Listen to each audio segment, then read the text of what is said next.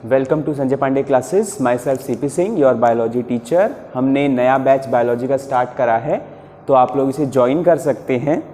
और कुछ भी इंफॉर्मेशन चाहिए तो 9415614156 पे आप व्हाट्सएप या कॉल करके पूछ सकते हैं। चलिए, तो आज जो हम टॉपिक स्टार्ट करने जा रहे हैं वो है गैमेटोजेनेसिस। पहले हम इसका थोड़ा 3D एनिमेशन देखेंगे, उसके बाद हम इसको क्लियर करेंगे, इसका थ्योरी पार्ट। देखिए, हम जब रिप्रोडक्शन पढ़ रहे थे तो मैंने आपको बताया था कि सबसे पहले हमें स्ट्रक्चर पढ़ना है, male and female reproductive structure. जब मेल और फीमेल रिप्रोडक्टिव स्ट्रक्चर पढ़ लेंगे तो उसके बाद हमारा जो नेक्स्ट टॉपिक रहेगा वो है gametogenesis. Gametogenesis means formation of gametes. देखिए, क्योंकि सेक्सुअल रिप्रोडक्शन में गैमेट्स बनना ज़्यादा जरूरी होता है। भाई, गैमेट्स बनेंगे तभी तो वो फ्यूज होंगे, तो गैमेट्स बनेंगे भी और वो फ्यूज भी होंगे, ऐसा होता है सेक्सुअल रिप्रोडक्शन में। और gametogenesis means formation of gametes bye the process of meiosis, है ना। सेल डिवीजन होता है मियोसिस। अब गैमेटोजेनेसिस अगर मेल में हो रहा है, क्योंकि मेल में कौन सा गैमेट होता है? मेल में गैमेट होता है स्पर्म। तो स्पर्म बनाने के लिए the process is spermatogenesis. Same gametogenesis अगर मेल में हो रहा है for the formation of sperm, so it is called spermatogenesis. और अगर ओवा फॉर्मेशन इन फीमेल के लिए हो रहा है देन दिस इज oogenesis। बहुत डिफरेंस है इन दोनों में, ठीक है। तो आपको पहले इतना याद रखना है कि गैमेटोजेनेसिस एक हार्मोनल कंट्रोल्ड मैकेनिज्म है जो आफ्टर प्यूबर्टी चालू हो जाता है। अगर हम मेल की बात करते हैं तो मेल में ये 13 से यानी प्यूबर्टी से स्टार्ट हो जाता है और ये उनकी लॉन्ग लाइफ टाइम रहता है अनटिल अनलेस उनमें कोई पैथोलॉजिकल कंडीशन नहीं आई है, तब तक वो कंटिन्यू रहता है मेल में स्पर्मेटोजेनेसिस। बट इन फीमेल की बात करें तो फीमेल में आपको जान के हैरानी होगी कि एग, जब फीमेल खुद एक एम्ब्रियो स्टेज में है, मतलब जो वो खुद अपनी मदर के वॉर्म में है और खुद वो एक एम्ब्रियो है, तभी उसके अंदर ओवा फॉर्मेशन हो जाता है। 1 मिलियन इन ईच ओवरी वो बन चुका होता है, उसके बाद फिर वो ऐड नहीं होता।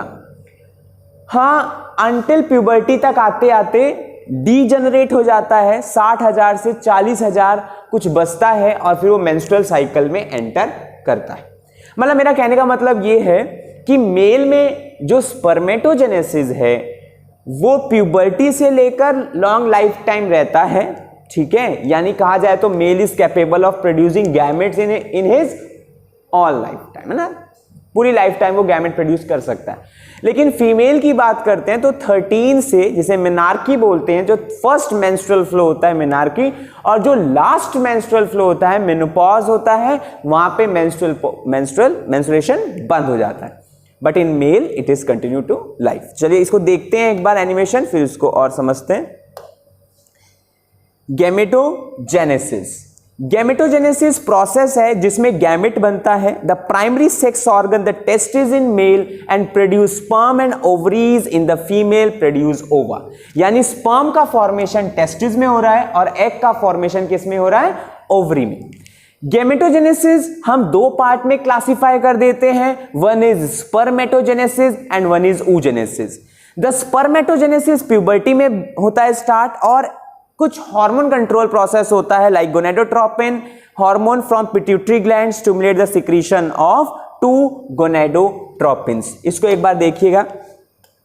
देखिए, इसमें हमें क्या ध्यान रखना है कि जो गैमेटोजेनेसिस का प्रोसेस है वो हार्मोनल प्रोसेस द्वारा कंट्रोल्ड होता है।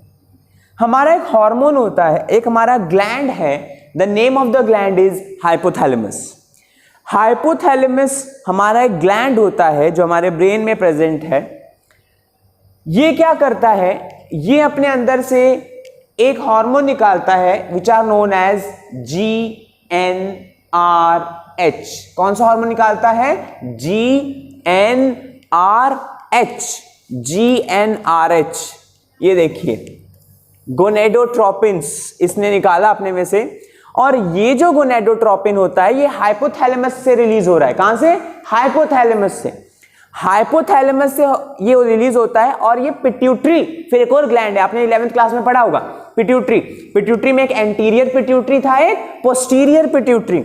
जो एंटीरियर पिट्यूटरी होता है वो फिर स्टिमुलेट करता है luteinizing hormone and follicle stimulating hormone. तो याद रखिएगा, स्पर्मेटोजेनेसिस एक हार्मोनल कंट्रोल प्रोसेस होता है। सबसे पहले हाइपोथैलेमस जागता है, हाइपोथैलेमस जागता है तो वो एक हार्मोन सिक्रीट कराता है जिसको हम क्या कहते हैं, GnRH, gonadotropin releasing hormone. Stimulate कर रहा है, किसको स्टिमुलेट कर रहा है, एंटीरियर पिट्यूटरी को। किस चीज के लिए, for producing LH and FSH। याद रहेगा, पहला पॉइंट याद रहेगा कि spermatogenesis is the process of formation of sperm in male. It is a hormonal control process. इसमें सबसे पहले हाइपोथैलेमस से एक स्टिमुलेटिंग हार्मोन निकलता है जिसको हम क्या कहते हैं, GnRH। देखिए हमने पढ़ा था 11 में कि हाइपोथैलेमस एक प्रिंसिपल ग्लैंड है ना। क्यों प्रिंसिपल है, रोल प्रिंसिपल क्या करता है, प्रिंसिपल गाइड करता है ना, वहीं से बैठा बैठा कि यार ये करिए वो करिए। तो इसी तरीके से हाइपोथैलेमस एक प्रिंसिपल है, आपकी बॉडी का एक प्रिंसिपल ग्लैंड है।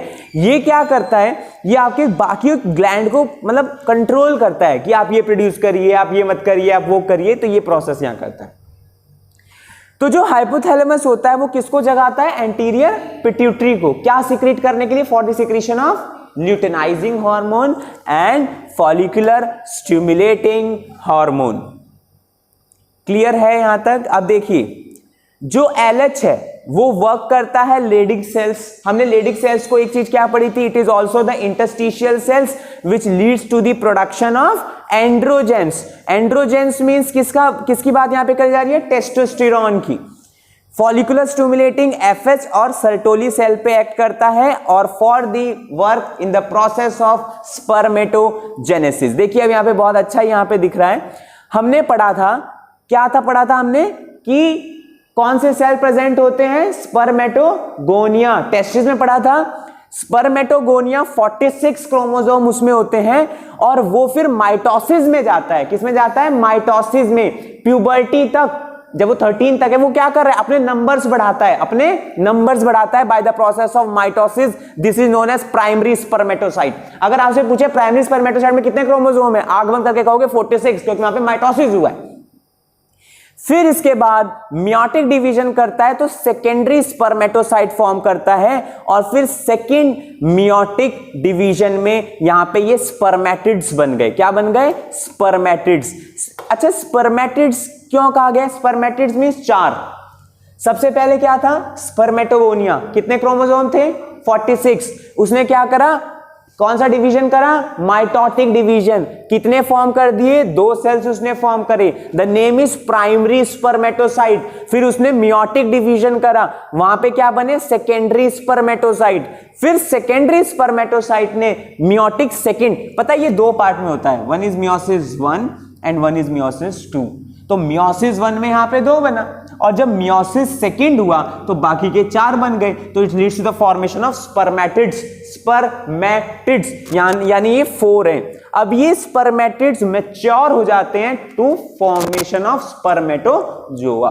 क्लियर है यहां तक, समझ में आ रहा है। एक बार फिर से देख लीजिए, हमने पढ़ा था, हमने क्या पढ़ा था कि टेस्टिस कहां प्रेजेंट होती है, a pouch known as scrotum. फिर हमने उसमें क्या पढ़ा था, उसमें क्या प्रेजेंट होते हैं, टेस्टिकुलर लोब्यूल्स। फिर उसके अंदर क्या पढ़ा था हमने, क्या प्रेजेंट होता है, सिम्निफेरस टिब्यूल। फिर सिम्निफेरस टिब्यूल के अंदर क्या प्रेजेंट होता है, हमने एक सेल पढ़ा था, 2 सेल पढ़े थे, क्या नाम था उनका, spermatogonia and one is Sertoli cell. Spermatogonia को हम एक नाम से और जानते थे, मेल जर्म सेल। इतना पता होना चाहिए, ये स्ट्रक्चर था। अब ये जो स्पर्मेटोगोनिया है इसमें 46 क्रोमोसोम है। तो ये जो 46 क्रोमोसोम है इसने माइटोसिस करा। ये जो स्पर्मेटोगोनिया है अपने नंबर बढ़ाता है, पहले ये क्या बढ़ाता है, नंबर बढ़ाता है। तो इसका मतलब नंबर बढ़ाता है, डिवीजन करता है, माइटोटिक डिवीजन करता है। तो यहां पे जो सेल्स बने that name is primary spermatocyte. Question आएगा कि प्राइमरी स्पर्मेटोसाइट में कितने क्रोमोसोम्स होते हैं, तो 46। क्यों, क्योंकि इसमें माइटोसिस हुआ। फिर इसके बाद जो प्राइमरी स्पर्मेटोसाइट है फिर वो दोबारा माइटोटिक डिवीजन में जाता है और leads to the formation of secondary spermatocyte. जो सेकेंडरी स्पर्मेटोसाइट होता है फिर दोबारा वो मियोटिक सेकेंड डिवीजन में जाता है and leads to the formation of spermatids. ये 4 बन गए यहां पे। फिर ये स्पर्मेटिड्स मैच्योर हो जाते हैं, leads to the formation of spermatozoa. Clear है? इसको एक बार नोट कर लीजिए फिर आगे बताते हैं। समझ में आया है यहां तक?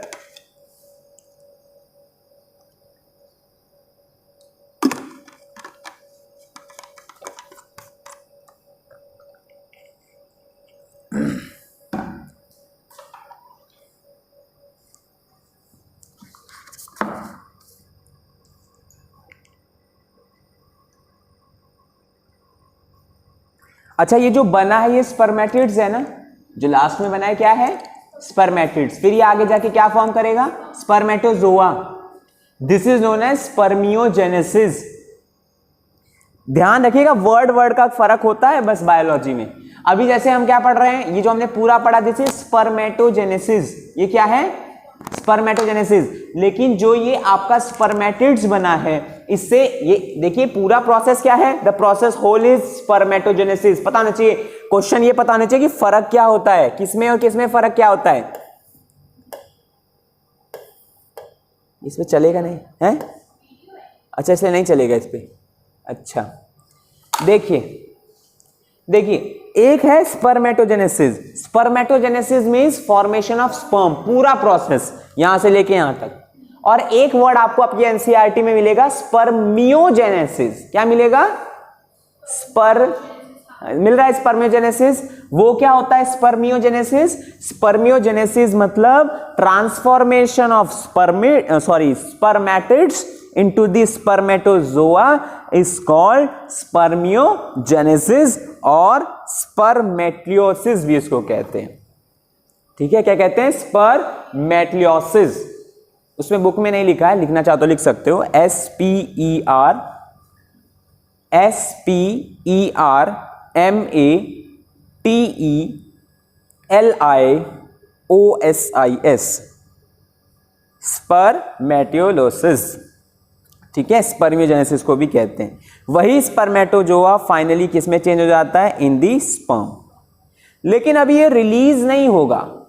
अब ये क्या करेगा? अपने सर को मारेगा सर्टोली सेल में। आप बुक में पढ़ोगे तो लिखा है head is embedded in the Sertoli cell, या जिसको नर्व सेल भी कहते हैं। लिखा है आगे,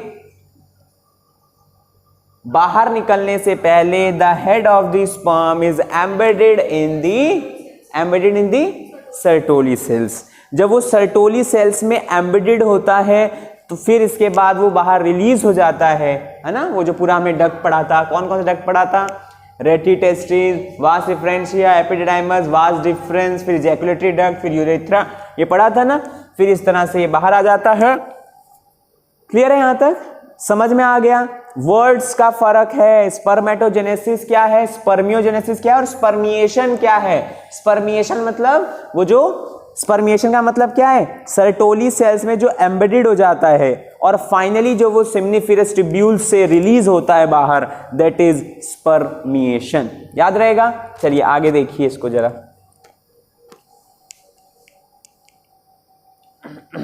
देखिए यहां लिखा है spermiogenesis, sperm move from seminiferous tubule bye the process spermiation. हाँ, अब इतनी चीज याद रखिएगा, मैंने आपको पहले भी बताया था कि there is a difference between sperm and semen, है ना। One is sperm and one is semen. एक होता है SPERM sperm and one is semen SEMEN। क्या फर्क होता है? स्पर्म सेमाइनल फ्लूइड, है ना। जो स्पर्म होता है वो तो आपका गैमेट है ना। कहां से प्रोड्यूस हो रहा है? जो टेस्टिस प्रोड्यूस कर रहा है। इसके बाद हमने पढ़ा था कि एपिडिडाइमस हो गया, सेमाइनल वेसिकल हो गया, प्रोस्टेट हो गया, ये सब भी कुछ सिक्रीशन उसमें डालते हैं अपना अपना। That is known as seminal fluid, है ना।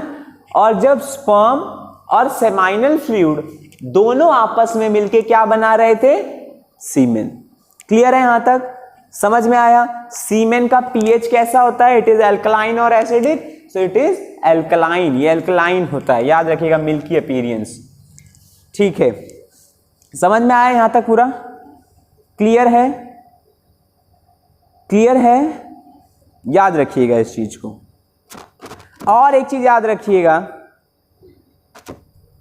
क्या हूं, देखिए सर्टोली सेल्स में एक तो पढ़ा था कि सर्टोली सेल किस लिए जरूरी है, नरिशिंग प्रोवाइड करने के लिए ना। एक हार्मोन बुक में तो नहीं लिखा है, लेकिन एक हार्मोन ये प्रोड्यूस करता है, the name is inhibin, inhibin, NINHIBIN, inhibin. वो क्या करता है, वो इनहिबिट करता है किसको, स्पर्म के बनने के प्रोसेस को।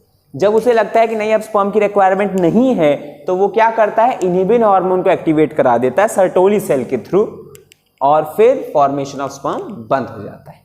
याद रखिएगा इस चीज को, नोट डाउन कर लीजिए जो भी नोट डाउन करना है।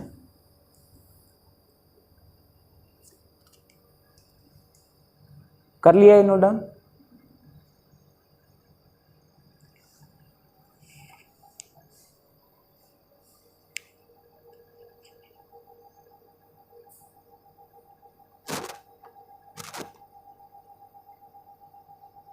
अब देखिए, अगर हम बात करें स्ट्रक्चर ऑफ स्पर्म की, तो ये सामने आपके एक स्पर्म का स्ट्रक्चर है।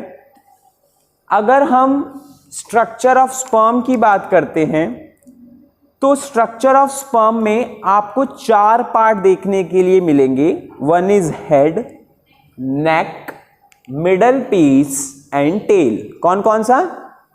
Head, neck, middle piece and tail. ठीक है, जो हेड रीजन है उसके ऊपर भी आपको एक चीज देखने के लिए मिलेगी।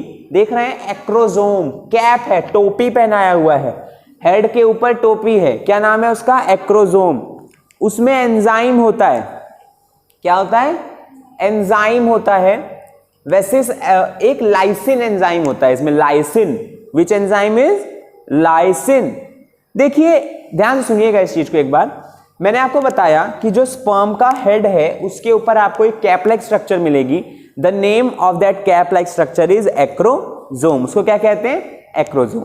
Acrosome is filled with enzyme, lytic enzyme, है ना, स्पर्मियोलाइसिन शायद उसका नाम है।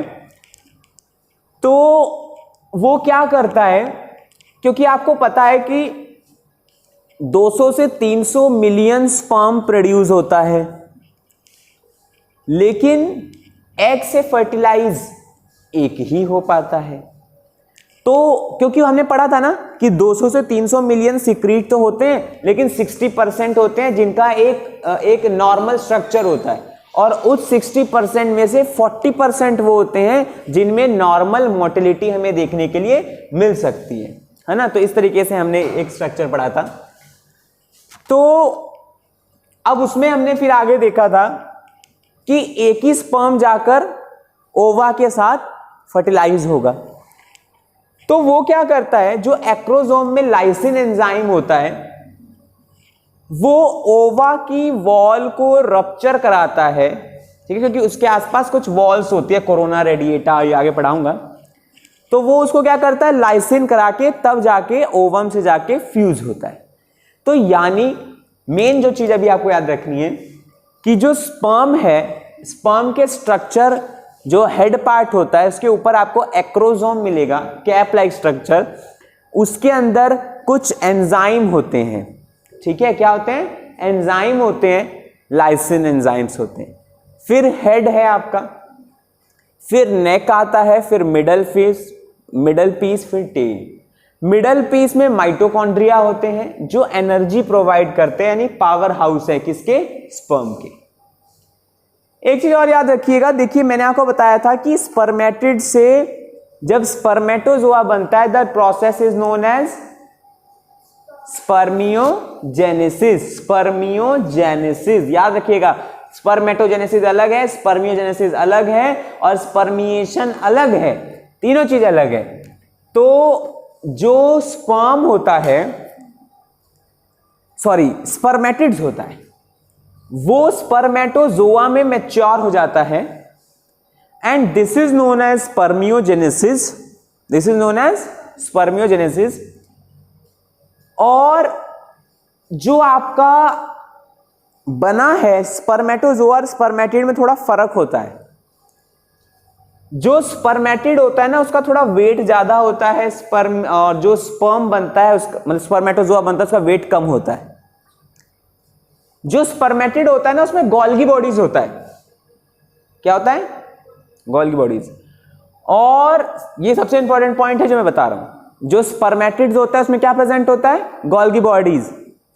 जो गोल्गी बॉडीज है वो फिर ऑर्गेनाइज हो जाता है इन एक्रोसोम इन स्पर्मेटोजोआ। कहने का मतलब यह है कि जो आपका स्पर्मेटिड्स था उसमें गोल्गी अपैरेटस था, गोल्गी बॉडीज। क्या था? जब वो मैच्योर हुआ तो किसमें मैच्योर हुआ? स्पर्मेटोजोआ। जब वो स्पर्मेटोजोआ में मैच्योर हुआ तब उसमें क्या बन गया? वो एक्रोसोम। बात समझे कि नहीं? हाँ, गोल्गी बॉडीज ही एक्रोसोम में चेंज हो गए, ये मैं कहना चाहता हूं। और भी बहुत से फर्क होते हैं स्पर्मेटिड और इसके बीच, लेकिन आपको मेनली ये याद रखना है, ठीक है? हाँ, न्यूक्लियस इसमें प्रेजेंट होता है, आगे ये स्ट्रक्चर दिखाया गया है। और कैसा न्यूक्लियस प्रेजेंट होगा यहाँ पे? हैप्लॉइड और डिप्लॉइड। भाई न्यूक्लियस गैमेट में, क्योंकि गैमेट बाय द मियोसिस बना है, तो कैसा प्रेजेंट होगा? हैप्लॉइड और डिप्लॉइड। तो हैप्लॉइड होगा मतलब single no pair of chromosome, है ना? मतलब 46 क्रोमोसोम होते हैं, तो स्पर्म में कितने मिलेंगे? 23। ठीक है, याद रखिएगा इस चीज को। देखिए यहाँ पे लिखा है the sperm head contain elongated haploid nucleus the interior portion of which is covered by a cap like structure. उस कैप लाइक स्ट्रक्चर को क्या कहा जाता है? हाँ, याद रखिएगा इतनी चीज को, ठीक है? This is spermatogenesis. याद रहेगा इतना, क्लियर है? स्पर्मेटोजेनेसिस ये यानी फॉर्मेशन ऑफ स्पर्म कैसे बना था, तो आपको पहले कहना है, ध्यान से सुनिए एक बार फिर इसको। Spermatogenesis is the formation of sperm, है ना? हाँ, हैप्लॉइड सेल से बना है, वो तो है ही। तो इसमें आपने मेनली पहले ये पढ़ा था कि स्पर्मेटोगोनिया होता है। वो क्या करता है? स्पर्मेटोगोनिया माइटोसिस डिवीजन करता है। माइटोसिस डिवीजन करने की वजह से उसमें क्या बन जाता है? Primary spermatocyte. कितने क्रोमोसोम होंगे प्राइमरी स्पर्मेटोसाइट में? 46, क्योंकि माइटोसिस हुआ है ना। हाँ, फिर इसके बाद मियोसिस 1 करता है, तो किसका फॉर्मेशन करता है? Secondary spermatocyte. उसमें 23 क्रोमोसोम होंगे, यानी क्रोमोसोम नंबर गेट्स हाफ। फिर इसके बाद जो सेकेंडरी स्पर्मेटोसाइट है वो फिर मियोसिस सेकंड में जाता है, और मियोसिस सेकंड में जाने की वजह से वो किसका फॉर्मेशन करता है? स्पर्मेटिड्स। जो स्पर्मेटिड्स हैं वो फिर आगे जाके मैच्योर होते हैं and leads to the formation of spermatozoa. वो स्पर्मेटोजोआ बनाते हैं and this process is called spermiogenesis. फिर इसके बाद जो आपके स्पर्मेटिड्स बने हैं वही आगे जाके स्पर्मेटोजोआ बन जाते हैं, दैट इज स्पर्म। और इसके बाद उनका हेड एम्बेडेड हो जाता है सर्टोली सेल्स में फॉर गेटिंग न्यूट्रिशन, और इसके बाद वो बाहर निकल जाते हैं। ठीक है, याद रहेगा इतना। और फिर मैंने आपको बताया था कि एक हार्मोनल रेगुलेटेड प्रोसेस होता है। हाइपोथैलेमस से कौन सीक्रेट होता है? हाइपोथैलेमस से GnRH, गोनेडोट्रोपिन रिलीजिंग हार्मोन। जो गोनेडोट्रोपिन रिलीजिंग हार्मोन है वो फिर एंटीरियर पिट्यूटरी से जाकर अपना संपर्क बनाता है, और जैसे ही वो एंटीरियर पिट्यूटरी से जाता है, मतलब के पास जाता है, तो एंटीरियर पिट्यूटरी जो है वो आगे जाके फिर दो हार्मोन बनाती है, one is LH and one is FSH। LH is a luteinising hormone जो किस पे वर्क करता है? लेडिग सेल्स पे वर्क करता है। याद रखिएगा, एक कॉन्सेप्चुअल बेस्ड है, बस एक फ्लो चार्ट के तौर पे याद रखना है, पूरा रटने की आवश्यकता नहीं है किताब को, एक फ्लो चार्ट के तौर पे कि ऐसा ऐसा ऐसा ऐसा होता है। समझ में आ रहा है कि नहीं? GnRH एंटीरियर पिट्यूटरी पे जाएगा, एंटीरियर पिट्यूटरी से फिर एक LH और FSH निकलता है, LH लीडिंग सेल्स पे जाके वर्क करेगा या जिसको एंड्रोजेंस भी कहते हैं, तो वहां पे वर्क करने की वजह से वो आगे जाके मतलब टेस्टोस्टेरोन वगैरह बना देता है, और FSH जो है वो भी स्पर्मेटोजेनेसिस में मदद करता है। इतनी चीज अभी तक हमने इसमें पढ़ी थी। फिर हमने इसमें पढ़ लिया स्ट्रक्चर ऑफ स्पर्म। तो मैंने बताया कि इसमें 3 पार्ट में पढ़ना है, मतलब हेड, नेक, मिडल पीस और एक टेल भी पढ़ना है, मतलब 4 पार्ट हो गए। और हेड के आगे एक कैप लाइक स्ट्रक्चर है एक्रोसोम, उसमें हाइड्रोलिटिक एंजाइम होते हैं। और आपको इतना याद रखना है टेल, अच्छा इसमें मूवमेंट होती है स्विमिंग लाइक मूवमेंट।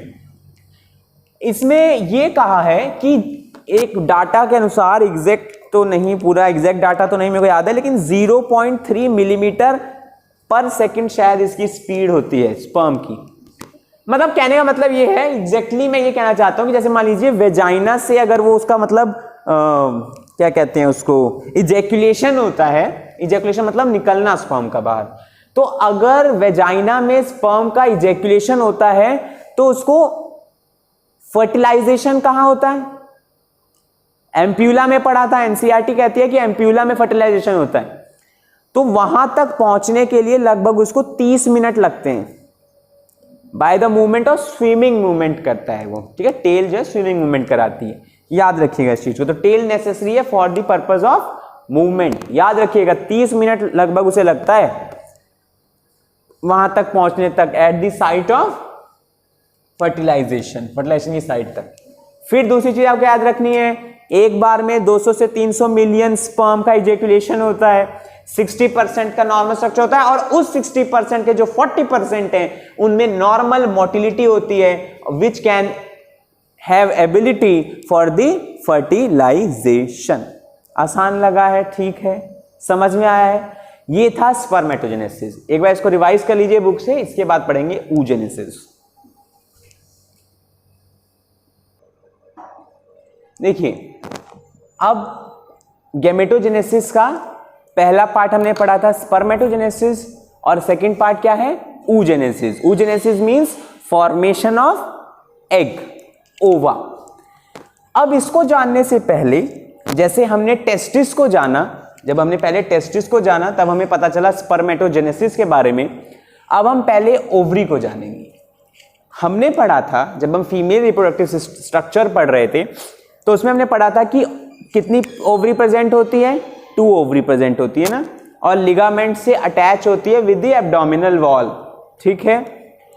फिर हमने पढ़ा था कि ओवरी की ना जो आउटर लेयर होती है उसको क्या कहते हैं? ओवरी की आउटर लेयर को क्या कहा जाता है? Germinal epithelium. जर्मिनल एपिथीलियम क्या कहा जाता है? Germinal epithelium. जो ओवरी की आउटर लेयर होती है उसको कहते हैं जर्मिनल एपिथीलियम। फिर मैंने आपको बताया था कि जो उसके अंदर वाला पूरा पार्ट होता है उसको क्या कहते हैं? स्ट्रोमा। क्या कहते हैं? स्ट्रोमा। स्ट्रोमा में हमने एक पार्ट पढ़ा है कॉर्टेक्स। देखिए ध्यान से सुनिएगा, ये कॉर्टेक्स पार्ट जो ओवेरियन स्ट्रोमा होता है उसका सबसे इंपॉर्टेंट पार्ट होता है। कौन? कॉर्टेक्स। क्यों? क्योंकि यहां पर फॉलिकल्स का फॉर्मेशन होता है। ध्यान से सुनिएगा मेरी बात को जरा, बहुत ध्यान से, क्योंकि ये कनेक्टेड है पूरा। ये जो oogenesis पढ़ रहे हैं और मेंस्ट्रुअल साइकिल है, दोनों कनेक्टेड है। कनेक्टेड क्या? एक ही प्रोसेस है ना भाई, मेंस्ट्रुअल साइकिल के थ्रू ही तो एग रिलीज होता है। देखिए पहले स्टेप बाय स्टेप चीज को जानिए।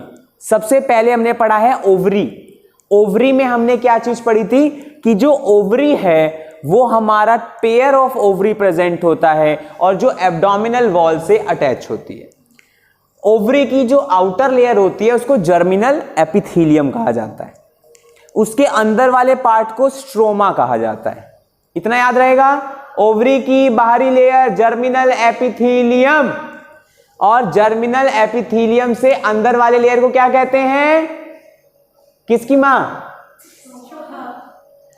स्ट्रोमा कहते हैं। स्ट्रोमा। स्ट्रोमा, स्ट्रोमा का जो आउटर पार्ट उसको क्या कहते हैं? कॉर्टेक्स, अंदर वाला मेड्यूला, पढ़ा था ना। जो कॉर्टेक्स है वो फिर क्या करता है, जो जर्मिनल एपिथेलियम है वहां से आपका एग का प्रोडक्शन होता है। याद रखिएगा, मैंने आपको पहले ही बताया था आज वीडियो स्टार्ट होने से पहले ही कि जब फीमेल पैदा भी नहीं होती तो उसमें उगोनिया पहले ही बन गए होते हैं, उसके बाद कोई उगोनिया ऐड नहीं होता आफ्टर बर्थ। याद रहेगी इतनी चीज।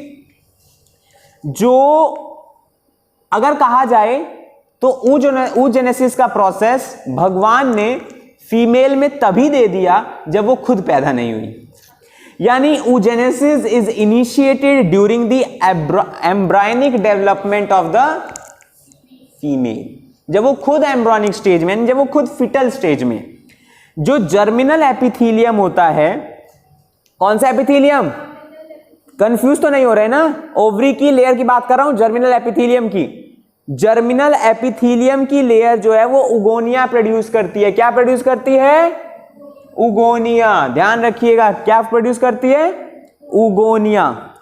हर ओवरी, कितनी ओवरी? 2 ओवरी है ना। एक ओवरी में 1 मिलियन उगोनिया बन गया एम्ब्रॉनिक स्टेज में ही, और एक दूसरी ओवरी है उसमें भी 1 मिलियन बन गया एम्ब्रॉनिक स्टेज में ही। बात समझ रहे हैं कि नहीं? ये देखिए, ये उगोनिया है, फॉलिकल्स नहीं मैं दिखा रहा हूं, ये जो यहां दिख रहा है ये उगोनिया है। याद रहेगा इतना? मतलब पैदा नहीं हुई, अभी धरती पे नहीं आई, लेकिन उगोनिया पहले ही है। ठीक है, ध्यान रखिएगा इस चीज को। 1 million in each ovary and there is no addition of more oogonia after the birth. जन्म लेने के पश्चात कोई उगोनिया ऐड नहीं होता है। यहां तक क्लियर है? यहां तक कोई समस्या है तो बताइए। अब इधर देखिए जरा, ये जो उगोनिया होता है, ये उगोनिया यहां पे दिख रहा है आपको, दिख रहा है ना? ये उगोनिया, ये माइटोसिस करता है, नहीं सॉरी गलत, मियोसिस 1 का, आपको पता है मियोसिस में अलग अलग स्टेप होते हैं। कौन कौन से होते हैं मियोसिस में? कौन कौन से स्टेप्स, फेजेस होते हैं? मियोसिस 1, मियोसिस 2 तो होता ही है, लेकिन मियोसिस 1 में भी कुछ फेज थे। हाँ, प्रोफेज, मेटाफेज, एनाफेज, टीलोफेज। तो आपको भी सिंपल ये याद रखना है कि देखो इसमें ना जो उगोनिया है उसको आप अलग अलग फेजेस में डिवाइड करो। कौन कौन से? इसमें 3 फेजेस में आपको ये पढ़ना है। 1 is multiplication phase, 1 is growth phase and 1 is maturation phase. जो oogenesis का प्रोसेस है आप उसको 3 पार्ट में पढ़ो। 1 इज मल्टीप्लीकेशन फेज, इससे थोड़ा आपको इजी हो जाएगा। मल्टीप्लीकेशन फेज, ठीक है, A is multiplication phase, the second one is growth phase,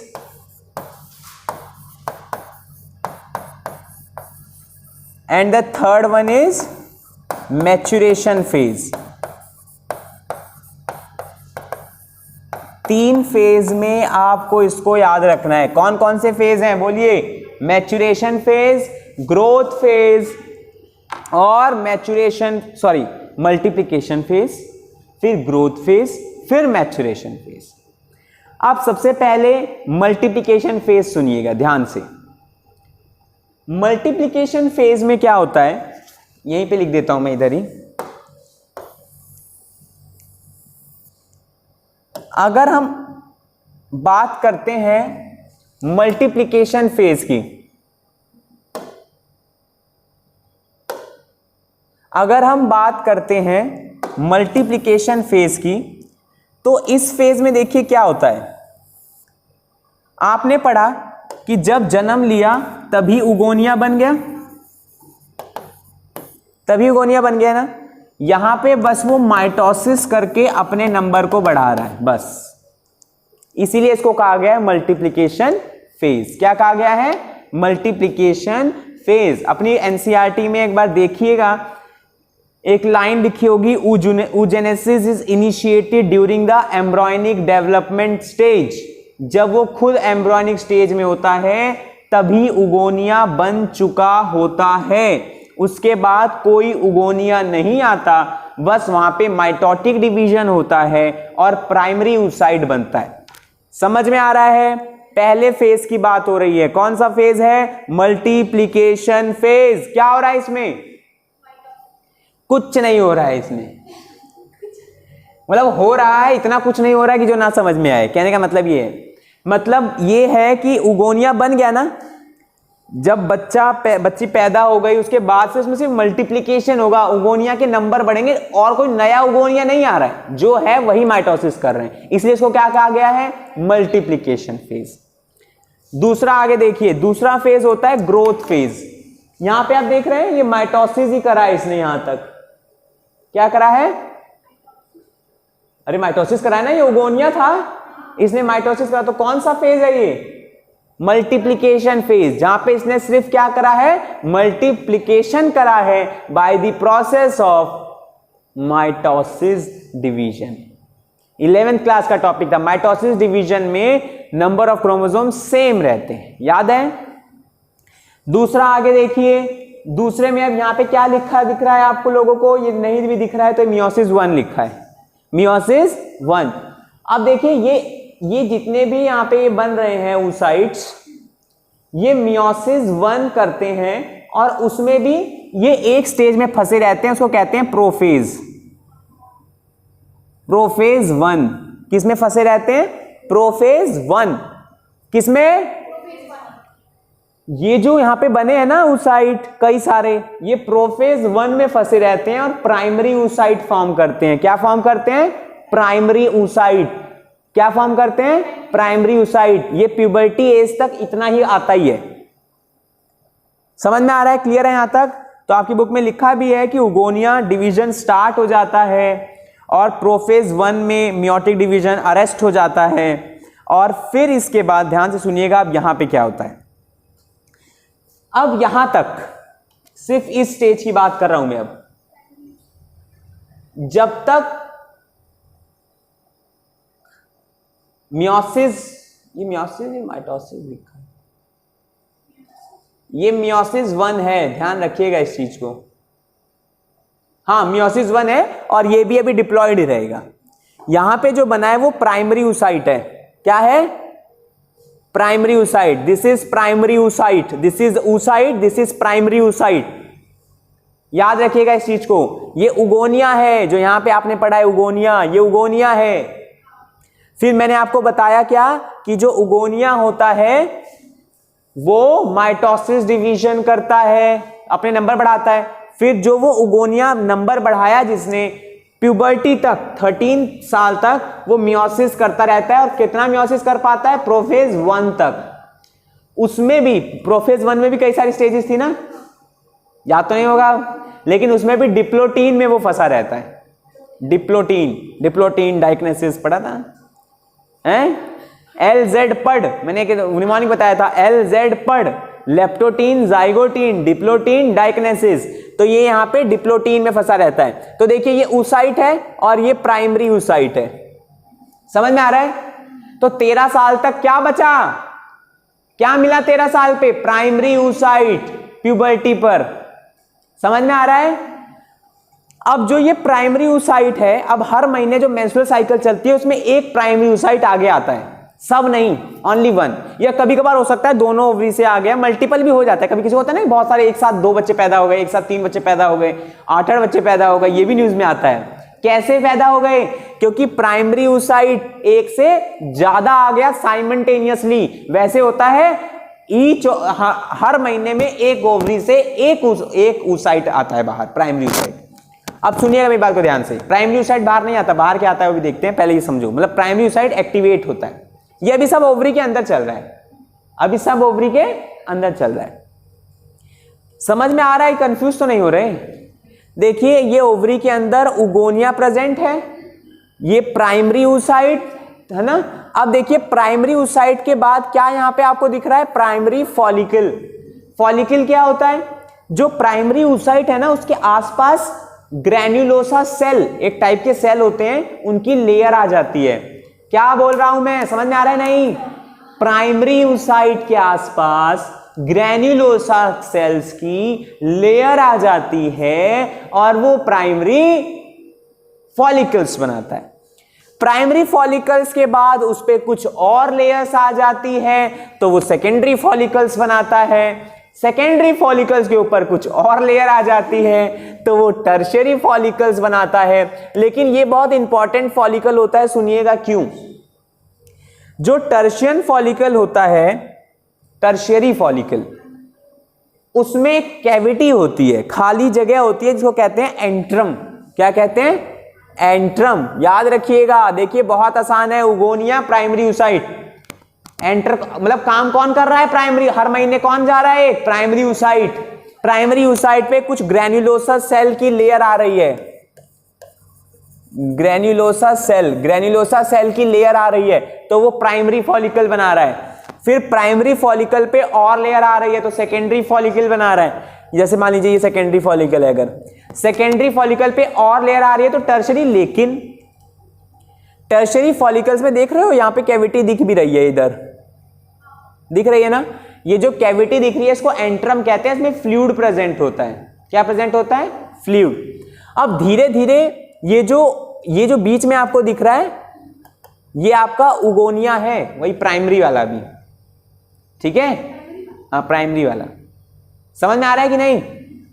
पहले बताइए यहां तक क्लियर है कि नहीं? कौन सा फेज पहले हमने पढ़ा? Multiplication phase. मल्टीप्लिकेशन फेज में आपको बस प्राइमरी ऊसाइट तक याद रखना है। फिर इसके बाद ग्रोथ फेज। ग्रोथ फेज में आपको फॉलिकल्स तक याद रखना है। कौन से फॉलिकल तक? टर्शियरी फॉलिकल्स तक। यहां तक ना समझ में आया हो तो बताइए।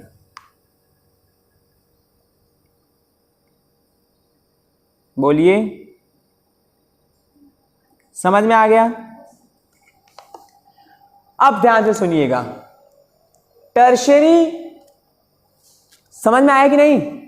इधर देखिए एक बार, प्राइमरी ऊसाइट वही लेयर है। अब देखिए जो ये प्राइमरी ऊसाइट है इसमें फिर एक मियोसिस 1 होता है। अभी मियोसिस 1 कहां तक था? सिर्फ प्रोफेज 1 तक था ना, पूरा नहीं हुआ था। यहां पे समझिए कि आधा भी नहीं हुआ था, यहां पे लिखा भी है प्रोफेज 1 प्राइमरी ऊसाइट। फिर मियोसिस 1 कंप्लीट होता है तो सेकेंडरी ऊसाइट बनता है। क्या बनता है? क्या बनता है? कब बनता है? मियोसिस 1 पूरा होने के बाद आपका सेकेंडरी ऊसाइट बनता है। देखो एक कहने की बात है, आदमी साधारण होता है तो उसका स्पर्मेटोजेनेसिस का जो प्रोसेस पढ़ा था वो भी साधारण था कि ऐसे होगा, ऐसे होगा, ये बनेगा, सब खत्म। लेकिन फीमेल में ये प्रोसेस सुनिएगा पूरा फाइनल कैसे होता है। स्टार्ट हुआ था जब वो खुद बच्ची थी, और अगर एक एग, फाइनली एग जो बनता है वो तब बनता है जब फर्टिलाइज होता है। तो यानी इतनी सिक्योर होती है फीमेल, मतलब एग प्रोड्यूस यहां भी हो सकता था ना इस प्रोसेस में, लेकिन वो फाइनली कहां बन रहा है? स्पर्म जेजाद सब फर्टिलाइज हो रहा है। मेल में सिंपल पढ़ा था, प्राइमरी, सेकेंडरी, स्पर्मेटिड, स्पर्मेटोजोआ, मतलब मैच्योर होके वो बेचारे घर से बाहर निकलते हैं। लेकिन ये स्टार्टिंग में जब वो खुद बाहर नहीं आई थी धरती पे, जब उनका पता नहीं था जिंदा आएंगी कि मृत घोषित होंगी, तब से उनके अंदर उगोनिया बन गया था। वो उगोनिया प्राइमरी ऊसाइट में चेंज हुआ था और जब तक वो 13 साल की हुई तब तक ये प्रेजेंट था। अब ये वैसे 1 मिलियन नहीं बचता है, 60,000 से 80,000 बचता है इन ईच ओवरी। अब ये एक आगे आता है, उसके ऊपर फॉलिकल्स, प्राइमरी, सेकेंडरी, टर्शियरी, ये फॉलिकल्स बन जाता है। याद रहेगा यहां तक? अब ये तो फॉलिकल्स की बात थी ना, फॉलिकल्स की बात थी। अब हम इसको तो भूल गए कि प्राइमरी ऊसाइट कहां है। फॉलिकल तो समझ में आ रहा होगा ना, कोई प्रॉब्लम नहीं है। फॉलिकल ऊपर लेयर जम रही है, बस सिंपल चीज तो है। अंदर एग है ना, ऊसाइट है, उसके ऊपर बस लेयर जम रही है। किसकी लेयर जम रही है? ग्रैन्युलोसा सेल की लेयर जम रही है, बीच में तो ऊसाइट है ही। तो वही primary oocyte, primary follicle, secondary follicle, tertiary follicle. Tertiary follicle is fluid filled, है ना। कैविटी को क्या कहते हैं? एंट्रम। हालांकि इसमें और भी चीजें होती हैं, बस लेकिन अभी फिलहाल इतना ही जानो जितना बुक में एनसीईआरटी में लिखा है। तो ये टर्शियरी। अब इसके बाद क्या होता है? देखो प्राइमरी ऊसाइट अपना मियोसिस 1 कंप्लीट कर लेता है और बनता है सेकेंडरी ऊसाइट। क्या बनाता है? अभी भी ये फॉलिकल्स के अंदर ही है। लेकिन अब उसके बाद जो इस पे फॉलिकल्स आ गया, the follicles is Graafian follicle. क्या है उसका नाम? Graafian follicle. क्या नाम है उसका? Graafian follicle. अब इधर एक चीज देखिएगा, जो प्राइमरी स्पर्मेटोसाइट्स था, क्या था? इसको हटा लेने दीजिए एक बार। देखिए यहां पे क्या था? प्राइमरी oocyte, स्पर्मेटोसाइट नहीं oocyte, प्राइमरी oocyte है ना। प्राइमरी oocyte ने मियोसिस 1 कंप्लीट करा तो सेकेंडरी oocyte और एक ये छोटी सी पोलर बॉडी बनती है। पता है इतना फर्क क्यों है कि स्पर्म छोटा सा है और एग का साइज बड़ा होता है, जो ओवम का साइज होता है वो बड़ा होता है ना। जो गैमेट होते हैं वो उगैमस टाइप गैमेट होते हैं। कैसे? उगैमस। कैसे टाइप होते हैं? आप लोगों ने 11th क्लास में पढ़ा होगा, 3 टाइप के गैमेट होते थे, आइसोगैमस, एनाइसोगैमस और ऊगैमस। आइसोगैमस मतलब मेल फीमेल गैमेट दोनों एक जैसे दिखते थे। ऊगैमस में जो फीमेल गैमेट है वो लार्ज होता है और मेल गैमेट स्मॉल होता है, और फीमेल गैमेट नॉन मोटाइल होता था, मेल गैमेट मोटाइल होता था। वो जाने दीजिए, लेकिन आपको मैं ये बताना चाहता हूं कि जो ओवम है उसका एक्चुअल में साइज बड़ा क्यों होता है। क्योंकि देखिए एक तो यहां पे अनइक्वल डिवीजन है ना, अनइक्वल डिवीजन है ना। एक में साइटोप्लाज्म ज्यादा होगा, एक में साइटोप्लाज्म एकदम माइन्यूट सा होता है। ये तो खत्म हो जाता है, डीजेनरेट हो जाता है, उसी में ही अंदर खत्म हो जाता है। अब बचा क्या आपके पास? Secondary oocyte। अब सेकेंडरी oocyte कहां यहां पे प्रेजेंट है? ग्राफियन फॉलिकल्स में। कहां प्रेजेंट है? ग्राफियन फॉलिकल्स में। कहां प्रेजेंट है? हाँ बोलो फिर। ग्राफियन फॉलिकल्स में प्रेजेंट है। अब ये जो ग्राफियन फॉलिकल होता है मेंस्ट्रुअल साइकिल में 14 डे पे, अभी मेंस्ट्रुअल साइकिल भी पढ़ाऊंगा तो इसलिए इसको जब नेक्स्ट क्लास में पढ़ेंगे तो इसको अच्छे से पढ़ के आना। ये जितनी चीज अभी मैं बता रहा हूं, इस वीडियो को 10 बार देखो चाहे 12 बार देखना, चाहे जो मैं बोल रहा हूं वही दिमाग में स्टोर करके जाओ, उसे याद करना, क्योंकि यही चीज काम आएगी अभी मेंस्ट्रुअल साइकिल में। ये ध्यान रखिएगा, ये जो ओवम आपको दिख रहा है ये एक्चुअली में सेकेंडरी oocyte ही है। अभी फाइनली ओवम तो बनाया ही नहीं, वो तो तब बनेगा जब वो स्पर्म के साथ फर्टिलाइज होगा। समझ रहे हो? इतना धोखा। अभी तक जो है, अभी तक जो बना है ये सिर्फ सेकेंडरी oocyte है, ग्राफियन फॉलिकल से रप्चर होके बाहर निकलता है। अब यहां की जो आगे की कहानी है ये मेंस्ट्रुअल साइकिल में समझ में आएगी। अब एक बार मैं फाइनली हाँ, अब एकदम एच पे है, यहां से बाहर निकाल देता है, फिर ये एकदम एच पे होता है। ठीक है, समझ में आ रहा है? क्लियर है यहां तक? समझ में आ रहा है कि नहीं आ रहा है? समझ में आ गया? अब देखिए एक बार फाइनली मैं बता दूं, अगर आपको लिखने के लिए आया तो आप क्या लिखेंगे oogenesis में, है ना। लिखने के लिए आया कि डिफाइन oogenesis, तो आप पहले पॉइंट तो ये लिखोगे कि इसमें 3 फेज होते हैं। कौन कौन से? मल्टीप्लीकेशन, ग्रोथ और मैच्योरेशन फेज। मल्टीप्लिकेशन में आप कहोगे कि जब वो खुद एम्ब्रियोनिक स्टेज में थी तो उसमें मिलियन ओगोनिया ईच ओवरी में था, बस वो अपने नंबर बढ़ा रहे थे bye the process of mitosis, और उसको कहलाया गया प्राइमरी oocyte। ठीक है, समझ में आया? अगर ये वाला पार्ट अभी नहीं भी समझ में आया तो दोबारा पढ़ेंगे हम मेंस्ट्रुअल साइकिल, लेकिन ये क्लियर होना चाहिए ये वाला। ठीक है, तो क्या पढ़ा यहां पे हमने कि जो उगोनिया थे उसने अपना डिवीजन करा, और माइटोसिस डिवीजन करता है और प्राइमरी oocyte बन गया। अब जो प्राइमरी oocyte बना वो क्या करता है?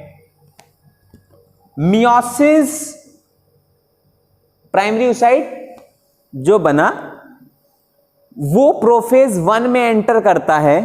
कहां पे? मतलब प्रोफेज 1 में पूरा मतलब कर चुका है, फिर इसके बाद हर महीने आगे आता है प्राइमरी oocyte एक, और उसके ऊपर ग्रेन्युलोसा की लेयर आती है और वो फॉलिकल्स बनाता है, primary, secondary, tertiary. Primary, secondary, tertiary, याद रहेगा यहां तक? क्लियर है? यहां तक आपका कौन सा फेज हो गया? Growth phase. अब फिर इसके बाद जो प्राइमरी oocyte है उसमें मियोसिस 1 कंप्लीट होता है और वो सेकेंडरी oocyte बनाता है। क्या बनाता है? सेकेंडरी oocyte, और एक पोलर बॉडी। फिर फाइनली मियोसिस सेकेंड होता है, वो एक ओवम बनाता है और एक सेकेंड पोलर बॉडी, ये भी खत्म हो जाती है। तो मेन ये ओवम है। लेकिन आपको ना इतनी चीज पता होनी चाहिए कि प्रोसेस कहां कहां हो रहा है। ये तो ठीक है, अभी ना भी समझ में आया तो मेंस्ट्रुअल साइकिल में फिर पढ़ाऊंगा इसी चीज को मैं, पर इस चीज को जरूर समझ जाइएगा। आपको जब एग्जाम में लिखना होगा तो आपको पहले चार्ट बनाना आना चाहिए, ये पूरा फ्लो चार्ट बनाना आना चाहिए, दूसरा पता होना चाहिए कि ऐसे ऐसे होता है। ठीक है, समझ में आ रहा है कि नहीं? तो मेनली देखिए, आपसे मैं अगर पूछूं कि बताइए उगोनिया कहां है, तो वो ओवरी में ही है ना, कॉर्टेक्स रीजन, ओवरी के कॉर्टेक्स रीजन में। फिर मैं आपसे पूछूं प्राइमरी oocyte कहां है, तो वो भी कॉर्टेक्स में ही है ना। फिर मैं पूछूं कि प्राइमरी oocyte से सेकेंडरी oocyte तक पहुंचने के बीच में कौन कौन से फॉलिकल आते हैं, तो प्राइमरी, सेकेंडरी, टर्शरी। जब तक ये 3 फॉलिकल बनाता है ना, ये डिवीजन अंदर ही अंदर हो रहा है, अंदर ही अंदर ये प्रोसेस चल रहा है। और जब ये यहां तक पहुंचता है ग्राफियन फॉलिकल, तो अंदर सेकेंडरी oocyte बन चुका होता है।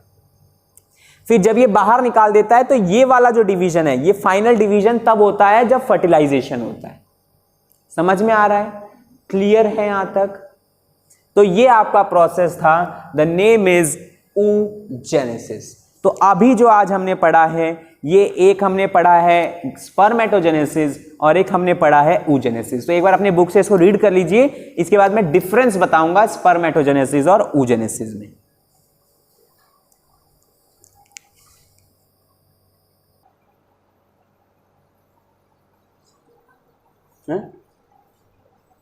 ये बोर्ड दिख रहा है ना, बस ठीक।